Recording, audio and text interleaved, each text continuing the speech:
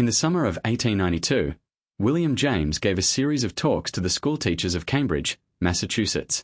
He was, by that point, the most famous psychologist in the United States, the author of a 1,300-page textbook that had permanently altered the discipline. He could have condescended.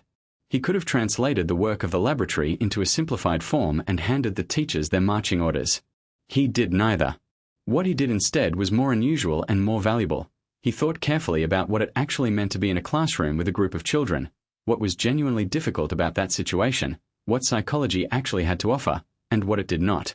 The result was eventually published in 1899 as Talks to Teachers on Psychology, and it remains, more than a century later, one of the most genuinely useful books ever written about education. Not because it offers a system. James explicitly disclaimed any system. He said, with characteristic Jamesian directness, that psychology is a science and teaching is an art, and sciences do not directly generate arts. Between the laboratory finding and the classroom decision, there is always a creative gap that only the teacher can fill, using their knowledge of the particular children in front of them, the particular moment, the particular material. No psychological principle can substitute for that judgment. What psychology can do is give the teacher a clearer picture of what they are working with, a more accurate map of the human mind as it encounters the challenge of learning. James's map began with habit, because for him habit was the fundamental fact of human psychology. We are, he insisted, bundles of habits. Our nervous systems are built to consolidate repeated patterns of thought and action into automatic responses, freeing conscious attention for genuinely novel challenges. This is not a defect. It is the design. The civilization we inhabit is made of millions of automatic habits: driving, reading, using language, navigating social situations. All of these were once effortful attentional activities, and all of them have become, for the competent adult, background processes that require no focal awareness. We cannot function without this consolidation. The question is not whether to form habits but which habits to form, and how to form the ones that support rather than limit the life we want to live. For the teacher, this means two things. First, the formation of good habits in children is not a secondary or peripheral educational task. It is central. The habit of attention, the habit of returning your focus to the matter at hand when it has wandered, is itself a learnable skill, and the classroom is precisely the kind of structured environment in which it can be systematically cultivated. The habit of effort, the disposition to continue working on a problem when the immediate appeal has faded, is equally teachable, equally important, and equally easy to either foster or undermine depending on how the educational environment is designed. Second, teachers are themselves subject to habits tyranny.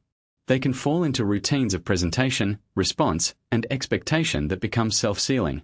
They see what they expect to see, they respond in ways that worked last year, they mistake the map of the child they remember for the child currently in front of them.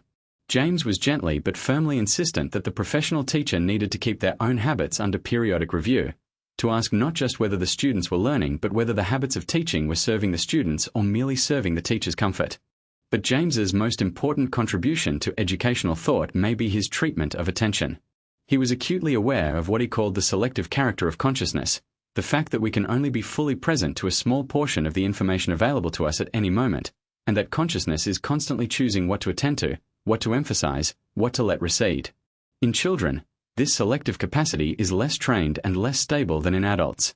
The child's attention is reactive, pulled by novelty, by movement, by anything that triggers the instincts of interest and curiosity, rather than actively directed by an internalized purpose. The teacher who fights this is the teacher who creates misery for themselves and their students. James did not say this tactlessly, but the implication was clear. The classroom that demands sustained voluntary attention to material that generates no spontaneous interest is demanding something that most children most of the time cannot reliably supply. The alternative is not to abandon discipline or rigor. The alternative is to make the material interesting, not in the sense of making it entertaining as a substitute for intellectual work, but in the deeper sense of connecting it to what the student already cares about, building bridges between the new material and the existing interest of the child, allowing the natural fascination with how things work and why things are to pull the student toward the content rather than requiring willpower to push them. Here James introduced what he considered the most important concept in educational psychology: apperception.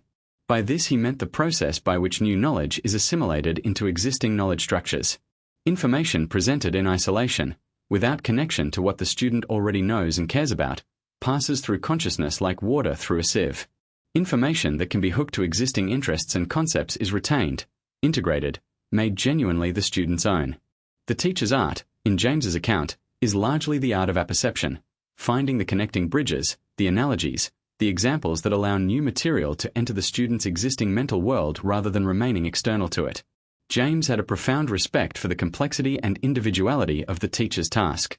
He was suspicious of educational systems that promised to reduce teaching to a set of implementable techniques.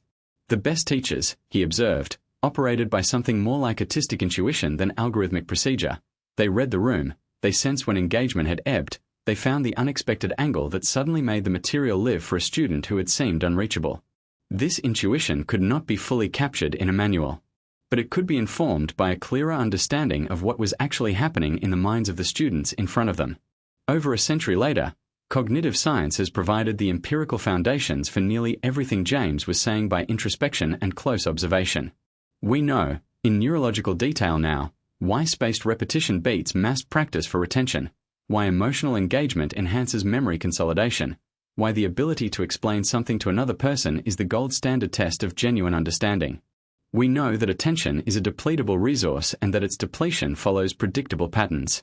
We know that intrinsic motivation produces qualitatively different and more durable learning than extrinsic motivation. All of this, James was pointing toward in 1892, with nothing but his formidable intelligence and his willingness to take the actual practice of teaching seriously as a psychological problem worth thinking about. What his talks to teachers ultimately offer is not a method but a disposition. The disposition of the teacher who is genuinely curious about the minds of the particular students in front of them, who understands that knowledge does not transmit itself but must be metabolized, who treats the classroom not as a delivery mechanism for information but as a living encounter between developing minds and the accumulated knowledge of the culture. James believed that encounter was one of the most important things human beings did. He approached it with the respect it deserved. So should we. Subscribe to The Psychology of William James to explore more of his timeless ideas.